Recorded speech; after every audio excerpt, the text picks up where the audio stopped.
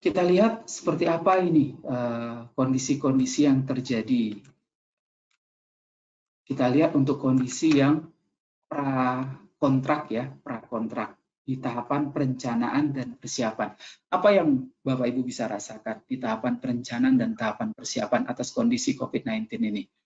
Oh Pak, harga sekarang menjadi lebih tinggi. Bagaimana kami menentukan HPS harga pasarnya? Ini umpama kondisi untuk pengadaan yang bukan penanganan darurat ya. Kemudian bagaimana dengan kondisi perencanaan yang sudah kami persiapkan sebelumnya? Sementara ada kebijakan refocusing, ada kebijakan realokasi. Berarti kan yang sudah kita lakukan ini terdampak ini. Saya saja, pengalaman saya secara pribadi ya, kemarin dengan berat hati, paket-paket yang sedang ditangani oleh tim saya, ada 9 paket, begitu keluar surat dari Menteri Keuangan untuk menghentikan DAK yang di luar kesehatan dan pendidikan, belum kontrak lagi proses tender, ada 9 paket yang terpaksa kemarin dihentikan. Nah itu contoh yang terdampak dihentikan. Sempat waktu itu banyak muncul pertanyaan, bagaimana nih mekanisme penghentiannya, bagaimana tanggung jawab PA? Berarti kan kondisi ini PA sebagai yang punya uang, yang punya anggaran, maka memerintahkan, menyurati, meminta kepada UKPBJ, kepada Pokja untuk menghentikan. Jadi proses dihentikan. Gimana proses-proses yang sudah siap tender tapi belum dimulai, sementara ada realokasi refocusing, ya berarti kan otomatis kita harus memperhatikan ketersediaan kegiatan tadi ya tidak kita laksanakan. Ini ada beberapa catatan kalau kita baca sama-sama ya, terhadap pengadaan barang jasa yang sedang dalam proses perencanaan dan atau persiapan dapat menggunakan harga pada saat ini. Berarti HPS-nya kan memang, apalagi HPS kan harga kekinian, jadi dapat menyesuaikan. Namun apabila pengadaan tersebut nilai urgensinya tidak tinggi, lebih baik ditunda terlebih dahulu karena dikhawatirkan harga saat ini sedang melambung sehingga melebihi pagu. Ini betul sekali. Contoh ya Bapak Ibu, saya lihat contoh di Provinsi Jawa Barat. Di Provinsi Jawa Barat itu banyak anggaran-anggaran bantuan keuangan yang disebar ke kota, kabupaten di Provinsi Jawa Barat. Kemudian muncul kemarin ada kebijakan anggaran yang telah dialokasikan tadi ada perubahan dengan membuatkan rumusan-rumusan ya, kegiatan yang belum berkontrak, kegiatan-kegiatan yang tidak berhubungan dengan masyarakat langsung, kegiatan-kegiatan yang tidak berhubungan dengan penanganan masalah COVID-19 ini dihentikan. Itu formulasi yang bagus itu.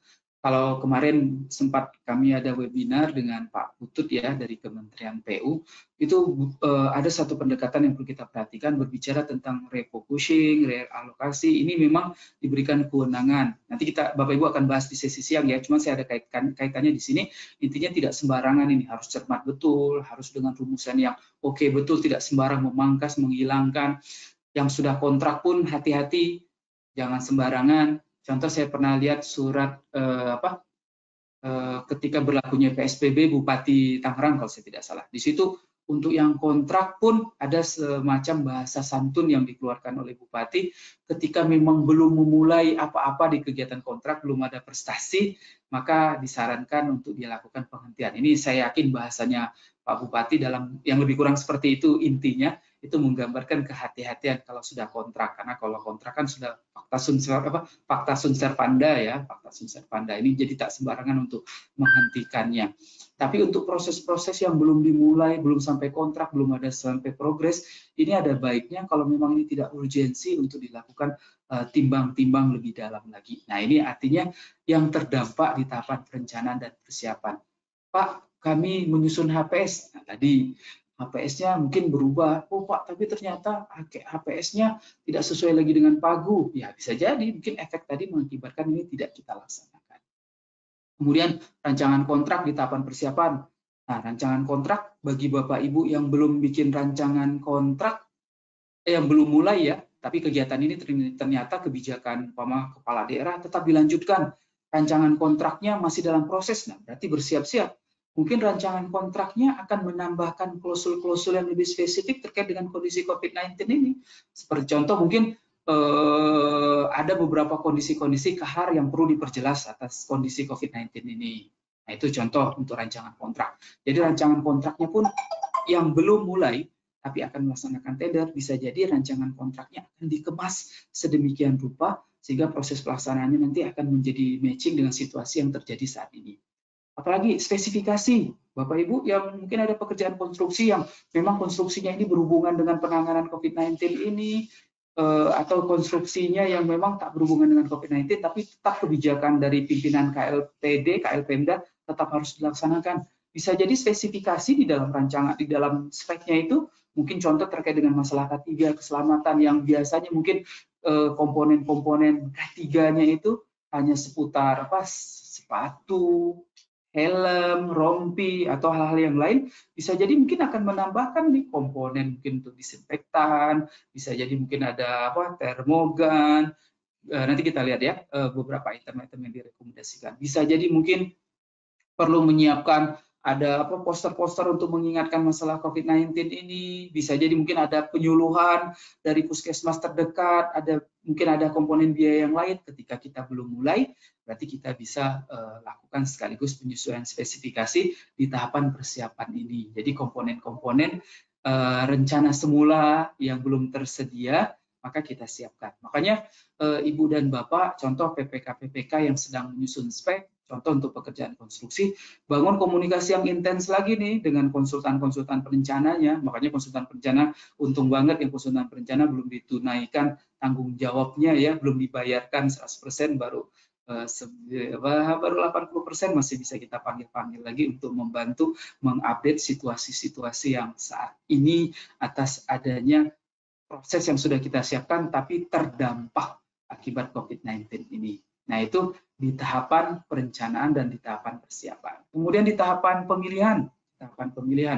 Di tahapan pemilihan ini, Ibu dan Bapak, kita bisa lihat bagaimana proses pelaksanaan pengadaan akan terpengaruh ya. Di antaranya atas tahapan. Kalau kita lihat beberapa tahapan kan bisa lah bekerja di rumah ya, bekerja di rumah. Evaluasi, buka penawaran, itu bisa dilakukan di rumah. Menetapkan pemenang bisa di rumah. Tapi ada beberapa tahapan-tahapan dalam proses pemilihan, dalam proses tender, yang bisa jadi kita perlu tingkatkan kewaspadaan kita ya. Seperti contoh, pembuktian kualifikasi, klarifikasi, negosiasi. Ini mau tidak mau ini kebayang yang dulu terbiasa adat istiadatnya dikit-dikit check on the spot, dikit-dikit pembuktian ke lapangan. Sementara sekarang ada yang wilayahnya mungkin PSBB, ada yang mungkin penerbangannya sudah tidak bisa dilakukan lagi, ada yang mungkin jalur kereta apinya tidak berfungsi, tidak beroperasi. Nah, berarti kan ini akan terpengaruh ini. Belum lagi kekhawatiran kecemasan kita kan, rasanya gimana gitu kalau Pogja ke lapangan sampai harus pakai APD segala macam kan. Nah, ini hal-hal juga yang perlu menjadi pertimbangan kita. Makanya di SE LKPP dan di Inmen PU itu menggambarkan, nanti kita lihat ada ikhtiar-ikhtiar yang bisa dilakukan dengan skema online. Kemudian di proses telah ditunjuk pemenang, nah ini kita perhatikan, kita baca sama-sama. Dalam hal telah ditunjuk pemenang dan penyedia meminta perubahan nilai kontrak, maka PPK harap mempertimbangkan ketersediaan anggaran. Seperti contoh, udah ditunjuk pemenang nih, ternyata ada kondisi-kondisi hal-hal yang akan berubah terkait dengan perubahan pasar, kondisi yang ada. Makanya di sini diamanatkan PPK untuk mempertimbangkan ketersediaan anggaran. Dalam hal PPK tidak meyakini bahwa pelaksanaan kontrak dapat dilanjutkan oleh pemenang, maka proses pemilihan yang telah berjalan dapat dinyatakan batal dan penyedia tidak dikenakan sanksi. Dan penyedia tidak dapat menuntut ganti rugi ya, tidak dapat menuntut ganti rugi. Ini kondisi-kondisi kalau darurat ini memang harus legowo ini, memang harus legowo, luar biasa ini. Kalau kita lihat bukan hanya pemerintahan ya, yang lain juga kan, saya membayangkan kayak teman-teman di Bali ya yang yang bergerak ekonomi dengan pariwisata, kemarin melihat ceramahnya wakil gubernur ya yang sampai 34 triliun kalau tidak salah. kerugian yang terjadi, melebihi jauh dari bencana-bencana pada saat Gunung Agung meletus segala macam. Jadi luar biasa memang. Ini kan memang kondisi yang mau tidak mau ada kebijakan perasaan, kebijakan hati untuk menyikapi ini. Makanya penyedia juga tidak menuntut ganti rugi dan penyedia juga tidak dikenakan sanksi. Dalam hal penyedia menyatakan tidak sanggup melaksanakan pekerjaan, maka penyedia dapat mengundurkan diri tanpa dikenakan sanksi. Ini kondisi dan solusi pada tahapan prakontrak, yaitu tadi di tahapan perencanaan, persiapan, proses pemilihan, dan sampai telah ditunjuk penyedia sampai kondisi sebelum kontrak. Nah ini SE LKPP, kemudian juga di Inmen EU ada beberapa pendekatan ini tuh buat ranah teman-teman Pokja ya, teman-teman Pokja. Ada beberapa pendekatan nih kalau kita bisa lihat untuk kebutuhan yang poin yang paling kiri ya, paling kiri. Untuk kebutuhan barang jasa yang tidak dapat ditunda dan tidak membutuhkan kunjungan lapangan, maka pembuktian kualifikasi, klarifikasi, dan negosiasi dilakukan secara daring, secara dalam jaringan, secara online. Nah, ini ada beberapa ikhtiar yang bisa dilakukan. Memang berbagai macam formulasi ya. Ada yang dengan aplikasi apa, ini bisa dipergunakan. Calon pemenang mengirimkan foto dokumen asli ke akun resmi Pokja atau pejabat pengadaan. Ini termasuk yang pengadaan langsung juga ini. Foto dokumen asli merupakan foto langsung dari kamera atau telepon genggam tanpa proses edit. Pertemuan, pembuktian kualifikasi, klarifikasi, dan negosiasi dilakukan melalui media video call dan didokumentasikan dalam video atau foto. Jadi yang Pokja lakukan, nanti ada yang merekam, ada yang menyaksikan proses tadi. Jadi tercatat secara proses juga tercatat, terdokumentasikan. Kemudian yang kedua, yang tengah, untuk kebutuhan barang jasa yang tidak dapat ditunda dan membutuhkan kunjungan lapangan. Pembuktian kualifikasi, klarifikasi, negosiasi dilakukan dengan tatap muka. Tapi kalau dilakukan dengan seperti ini, maka dilaksanakan dengan menerapkan protokol pencegahan penyebaran COVID-19 ini. Memastikan bahwa Pokja dan peserta dalam kondisi sehat, wajib untuk menggunakan masker dan sarung tangan, tersedia ruangan yang terpisah dengan sekat. Nah, ini ada protokol-protokolnya ya. Pendeteksi suhu tubuh dan menjaga kebersihan tangan. Nah, ini kemarin-kemarin sempat saya terapkan ini, sempat berkoordinasi sama teman-teman dinas kesehatan juga, sempat pada saat kita harus melakukan ini, kita minta tolong teman-teman dari dinas kesehatan, ada yang mendampingi waktu itu, karena memang ada satu kondisi kemarin yang harus tatap muka, tapi sekarang kita kemas betul sedemikian rupa untuk tidak terjadi tatap muka, karena semakin terjadi pembatasan luar biasa saat ini, sehingga tatap muka akan menjadi sangat dibatasi. Beda kalau mungkin penyediaannya ternyata masih dalam lingkungan alamat di kota yang tersebut juga, yang terdekat, ini juga bisa dijadikan pendekatan. Atau untuk kebutuhan yang ketiga, untuk kebutuhan barang jasa yang tak dapat ditunda, ini bisa dilakukan dengan ikhtiar memundurkan jadwal. Tapi kalau memang dapat ditunda, jadwal dimundurkan setelah berkoordinasi pastinya dengan PA, KPA, dan PPK. Jadwal dimundurkan sampai keadaan memungkinkan atau sesuai dengan penetapan situasi oleh pejabat yang berwenang. Ini memang kondisi yang ketiga ini unpredictable jadinya ya. Ini pilihan yang memang harus cermat, jangan sampai memundurkan jadwal yang akhirnya berdampak malah menjadi tak nyaman karena masih belum bisa dipastikannya. Ini Ibu Bapak di proses solusi di masih prakontrak tapi di ranah pemilihan penyedia. Kalau yang perencanaan dan persiapan seperti yang tadi saya sampaikan. Gimana solusi kontrak? Nah, wabah COVID-19 ini kalau di Perpres dan di beberapa diskusi yang dilaksanakan oleh LKPP, ini masuk kondisi keadaan kahar. Walaupun memang ada beberapa perdebatan dalam hal ini. Sempat kemarin Bapak Ibu mendengar Menko menyatakan tak sembarangan menyatakan kahar walaupun sudah ditetapkan kondisi darurat saat ini ya, dengan keluarnya Kepres 12 itu belum tidak serta-merta langsung dijadikan keadaan kahar. Saya menangkap ini bukan dalam artian, berarti tidak bisa pengadaan ini dinyatakan kahar, tapi kita lihat dulu karakteristik situasi yang ada, Seperti contoh kan, tak semua daerah masuk ke dalam zona COVID-19 ini kan. Ada beberapa daerah yang masih hijau, yang masih belum ada. Maka kondisi kahar yang ada bukan kondisi kahar yang mengakibatkan asuransi tidak bisa diklaim apa segala macam, dan segala macam lah dampak-dampak yang ada. Tapi kondisi kahar yang ada saat ini memerlukan diskusi yang lebih intens lagi. Gimana kalau seandainya Pak di dalam kontrak kami tidak menyebutkan COVID-19 ini sebagai satu kondisi yang kahar? Nah, ketika di dalam kontrak kita tidak menyebutkan COVID-19 sebagai situasi yang kahar, kan di situ yang nanti perlu dilakukan pembahasan lebih lanjut antara PPK dengan penyedia yang berkontrak tadi. Jadi ada beberapa hal yang memang perlu dikaji.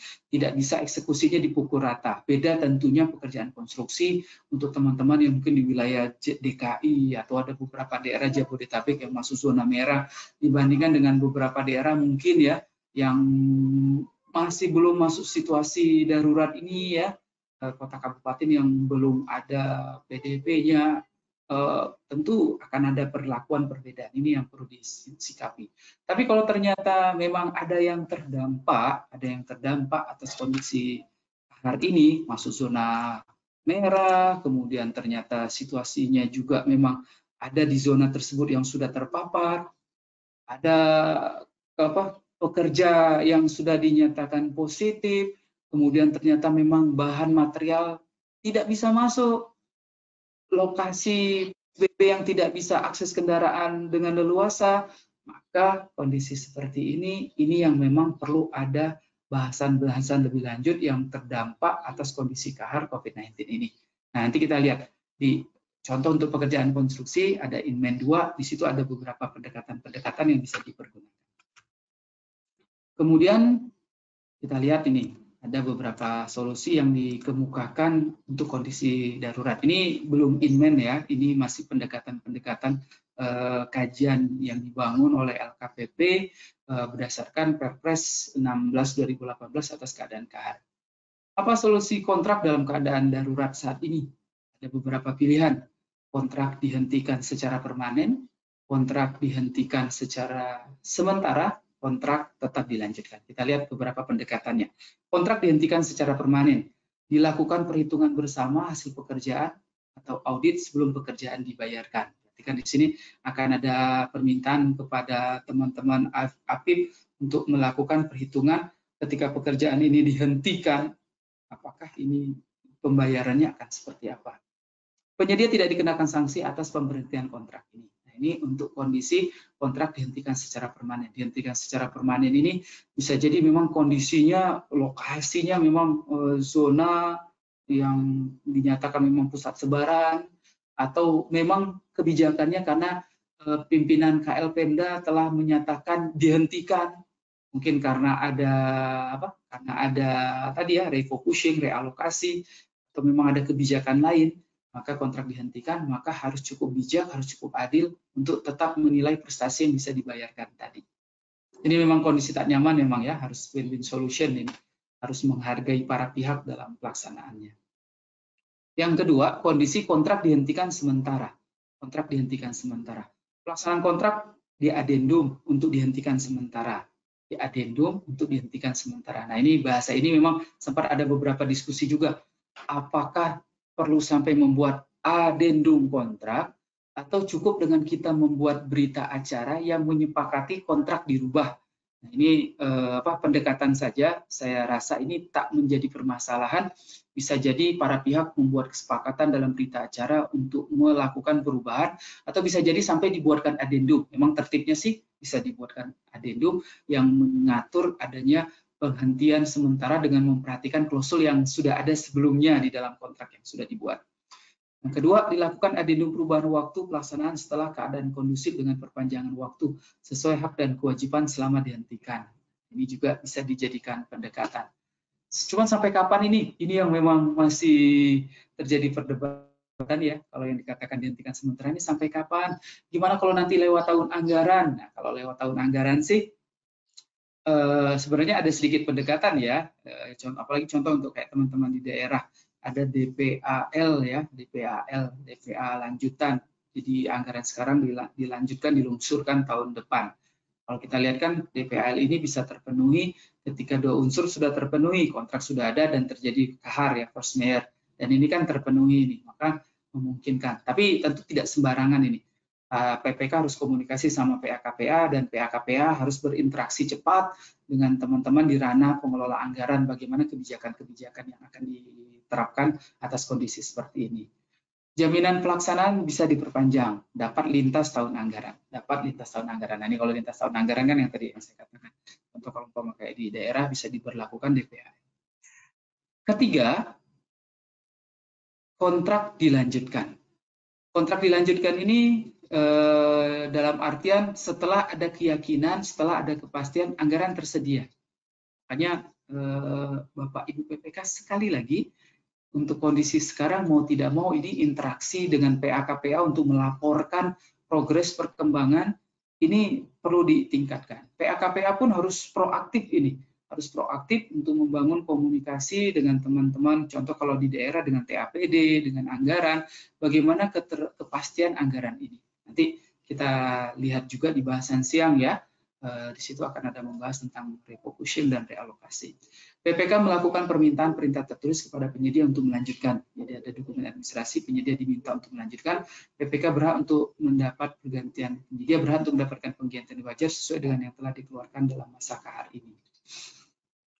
Oke, Ibu dan Bapak, nah ini saya izin mengulas yang khusus untuk pekerjaan konstruksi. Kalau non konstruksi tadi secara umum seperti itulah treatment-treatment yang kita bisa lakukan. Kalau untuk pekerjaan konstruksi ada hal yang menarik ini dan saya rasakan ini solusi bijak yang dikemas oleh Kementerian PU. Tapi mungkin berkembang ada beberapa pertanyaan lebih lanjut, yaitu untuk pekerjaan konstruksi ada Inmen 2 ya, Inmen 2 di sini mengatur protokol pencegahan penyebaran COVID-19 dalam penyelenggaraan jasa konstruksi. Ada 3 hal yang diatur di dalam Permen PU ini, Inmen PU ini. Yang pertama bagaimana protokol pencegahan COVID-19 untuk pekerjaan konstruksi yang sedang berlanjut, pekerjaan konstruksi ya, penanganan pekerjaan konstruksi ya, kemudian tindak lanjut kontraknya seperti apa, kemudian yang ketiga di Inmen ini juga mengatur bagaimana hal-hal yang terkait dengan protokol pencegahan. Ada pertanyaan yang muncul, ini kan Kementerian PU ini hanya mengatur untuk di lingkungan Kementerian PU. Bagaimana untuk di luar Kementerian PU? Bagaimana untuk di luar, contoh untuk di daerah? Nah ini saya berpendapat dalam hal ini, teman-teman di luar Kementerian PU, teman-teman yang di daerah, ini sangat bijak kalau mengadopsi atau langsung tunduk dengan Inmen ini. Gitu. Sempat muncul pertanyaan, apakah Bupati, Gubernur, Wali Kota perlu membuat instruksi juga? Ya itu silakan diskusikan dengan bagian hukum ya. Contoh beberapa kebijakan yang muncul, dibuatkan instruksi kepala daerah yang di dalamnya mengamanatkan untuk menjalankan sesuai dengan Inmen ini. Ada yang seperti itu. Ada juga yang tidak membuat sampai Inmen tapi membuat surat edaran. Ada yang tidak membuat Inmen surat edaran tapi PPK membuat ketentuan agar proses pelaksanaan merujuk kepada ini. Saya rasa dari sisi pendekatan undang-undang jasa konstruksi memang Kementerian Teknis dalam hal ini Kementerian PU punya kewenangan untuk dijadikan referensi dalam pelaksanaan pekerjaan jasa konstruksi ini. Jadi mudah-mudahan tidak ada perdebatan dalam hal ini, jangan sampai terlalu banyak perdebatan yang ada yang akhirnya malah tidak tertangani ini pekerjaan-pekerjaan konstruksi. Kita lihat apa saja hal-hal yang dipertegas di dalam Inmen ini. Menarik ini, menarik. Di sini ada peran yang punya kegiatan, yang punya anggaran, yang punya kegiatan, yang punya dari penyedia jasa dan juga ada teman-teman APIP di sini. Kita lihat bahasan yang pertamanya bagaimana protokol pencegahan COVID-19 dalam penyelenggaraan jasa konstruksi. Ini Bapak Ibu bisa lihat di salah satu lampiran dari Inmen tersebut ada skema seperti ini. Saya tayang ulang ini, Di sini kita lihat ada pendekatan. Yang pertama, pengguna jasa dan penyedia jasa ini membentuk satgas. Jadi sampai terbentuk satgas pencegahan COVID-19. Ada pembentukan satgas. Jadi dari pihak pengguna jasa dan dari pihak penyedia jasa ini membentuk satgas pencegahan COVID-19. Kemudian sempat berkembang di bahasan ini, gimana kalau kegiatan-kegiatannya yang sifatnya swakelola atau hibah yang dilaksanakan oleh masyarakat. Nah, ini bisa dijadikan salah satu pendekatan sebenarnya. Contohnya apa? Di beberapa daerah kan ada satgas RW ya, ada RW siaga COVID-19, ada RT siaga COVID-19. Ini bisa jadi kegiatan-kegiatan di lokasi tersebut yang dilaksanakan dengan cara swakelola oleh masyarakat, yang dilaksanakan mungkin dengan konteks hibah yang dilaksanakan oleh masyarakat. Ini bisa bekerja sama dengan Satgas, dengan apa? Dengan tadi siaga tadi ya, dengan apa gugus tugas siaga di levelan RT dan RW yang ada. Ini bisa dijadikan pendekatan. Nanti PPK akan membentuk Satgas minimal 5 orang di dalamnya yang terdiri atas adanya unsur dari penyedia jasa dan unsur dari pengguna jasa.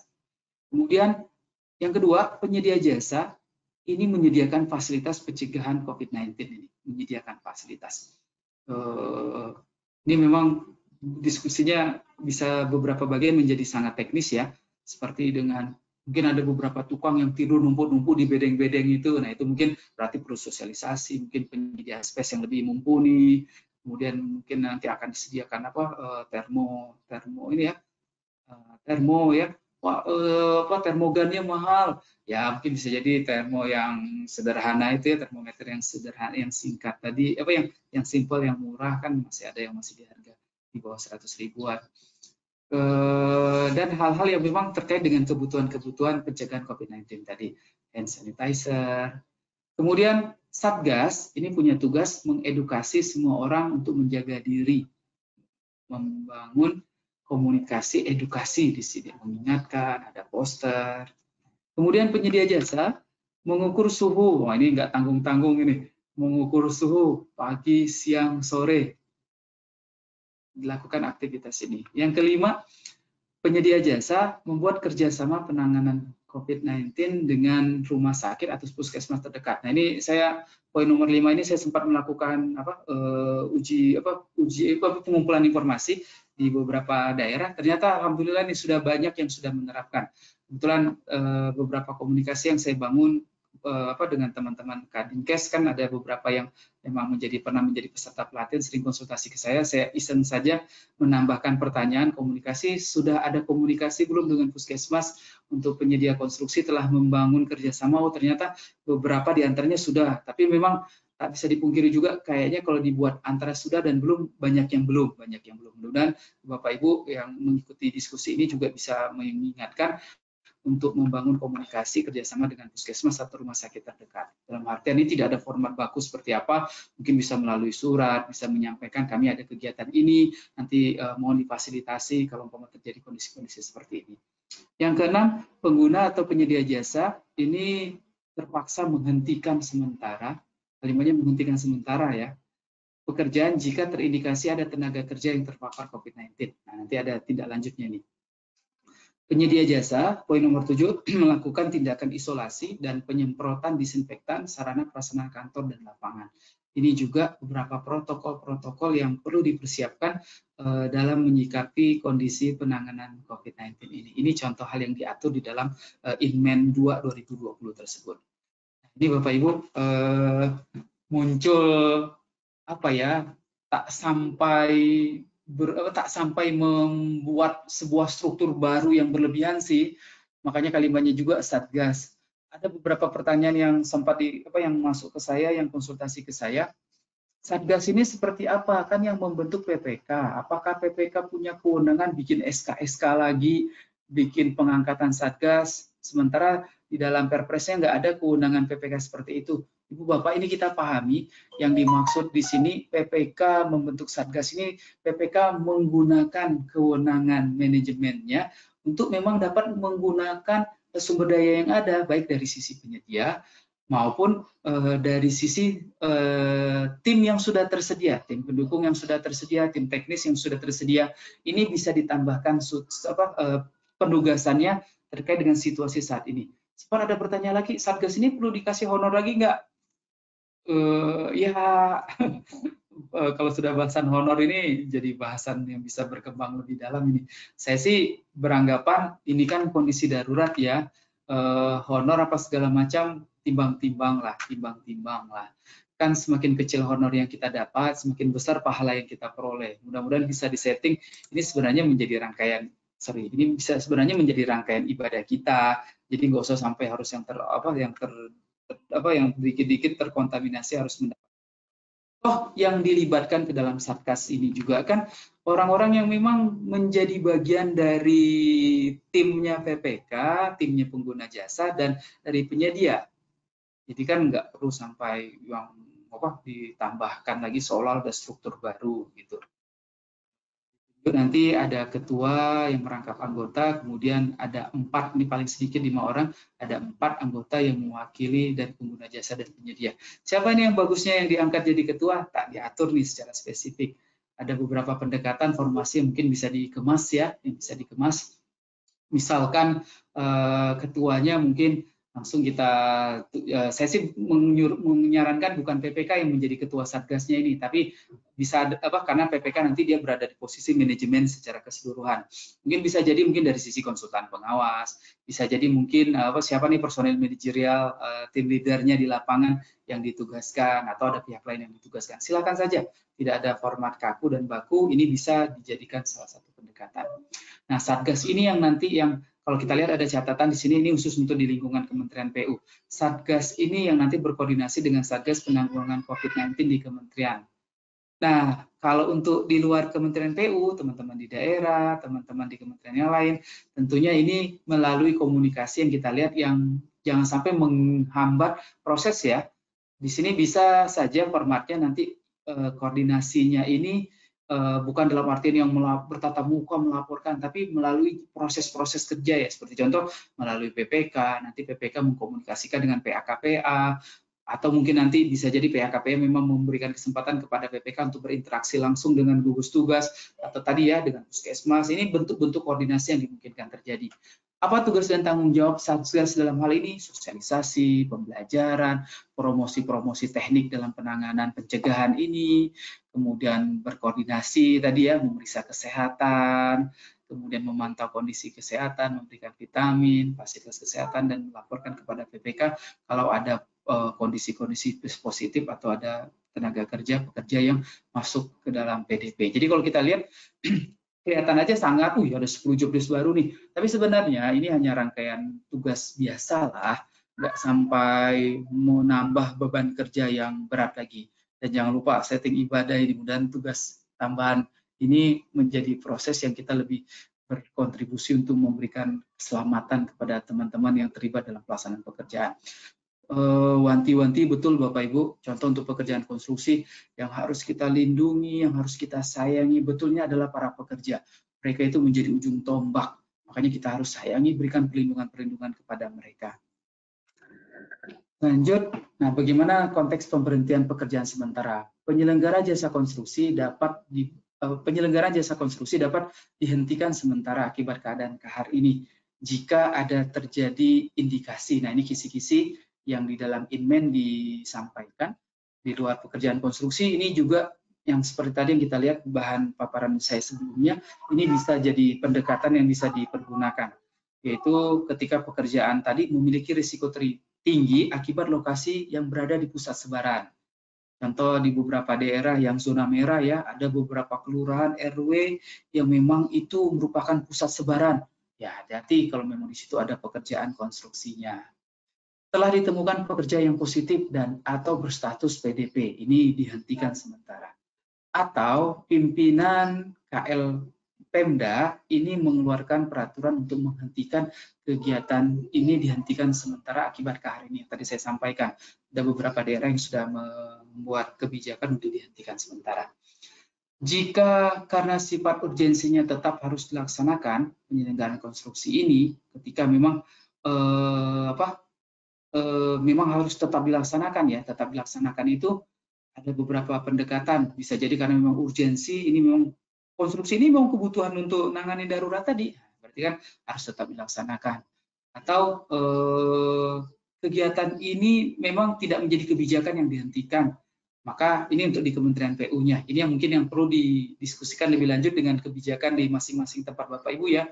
Kalau di sini kan mendapatkan persetujuan menteri, kalau di tempat Bapak Ibu kan berarti melalui mungkin ketua gugus tugas ya, ketua pelaksana gugus tugas yang mana saja nih yang perlu dilanjutkan, yang mana yang tidak perlu dilanjutkan. Jadi berkoordinasi lah intinya. Kalau tetap dilanjutkan, berarti harus ketat betul protokol pencegahan COVID-19 ini. Kemudian tindak lanjut terhadap kontrak penyelenggaraan jasa konstruksi. Dalam hal kontrak penyelenggaraan jasa konstruksi ini ditetapkan untuk diberhentikan sementara akibat keadaan kahar. Ini ada beberapa mekanisme yang perlu diperhatikan. Pertama, mekanisme penghentian pekerjaan sementara. Usulan penghentian sementara dapat dilakukan PPK dan atau penyedia jasa berdasarkan usulan Satgas. Jadi Satgas tadi dengan reaksi cepat melakukan kajian, kira-kira ini potensi bahayanya seperti apa. Nanti disampaikan usulan kepada PPK. Kemudian nanti sampaikan kepada, kalau di kementerian kan berarti ada istilah Kasatker, KPA atau Kabalai. Kalau umpama contoh untuk penerapan di daerah, berarti ini persetujuan ini bisa disampaikan kepada PA atau KPA. Waktu penghentian paling sedikit 14 hari atau sesuai dengan kebutuhan. Bagaimana mekanisme pergantian spek, yang poin yang B. Tak menutup kemungkinan Bapak Ibu atas kondisi kahar ini ada perubahan spesifikasi. Penggantian spek dapat diusulkan jika kontrak tadi ada kendala, barang tadi tidak bisa dikirimkan atau dari daerah yang ada permasalahannya sehingga harus ada diganti, maka nanti akan dilakukan perubahan kontrak, diantaranya melakukan perubahan spesifikasi. Yang C, kompensasi upah. Nah, penghentian sementara ini yang tadi ada kaitan dengan cerita saya sebelumnya. Penghentian sementara ini tidak melepas hak dan kewajiban pengguna jasa dan penyedia terhadap tenaga kerja yang terlibat. Jadi jangan kalau bahasanya teman-teman di Kementerian PU jangan sampai di PHK ini, jangan sampai di PHK. Kemudian, nah ini mekanisme penghentiannya kira-kira kalau dibuatkan flowchart sederhananya dari Inmen tersebut, Satgas di sini posisinya melakukan identifikasi, kemudian merekomendasikan, kemudian PPK membahas, meneliti dan menyepakati penghentian pekerjaan sementara, kemudian melaporkan kesepakatan dan meminta persetujuan penghentian pekerjaan sementara KPA.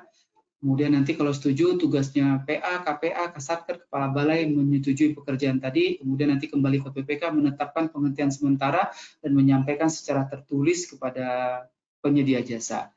Kemudian penyedia jasa menghentikan pekerjaan. Ini kira-kira SOP singkatnya ya. Nah, ini ada kaitannya dengan APIP di sini, ada kaitannya dengan APIP. Dalam hal pekerjaan tadi, ternyata ada kebutuhan penambahan biaya. Ini untuk yang sudah berkontrak ya, yang sudah berkontrak. Ternyata tadi biaya K3-nya pada saat sebelumnya karena belum COVID-19 sudah disiapkan dari awal, sudah sampai kontrak. Ternyata ini belum kepikiran nih untuk ada biaya ini, untuk ada biaya ini, untuk ada biaya ini, belum kepikiran.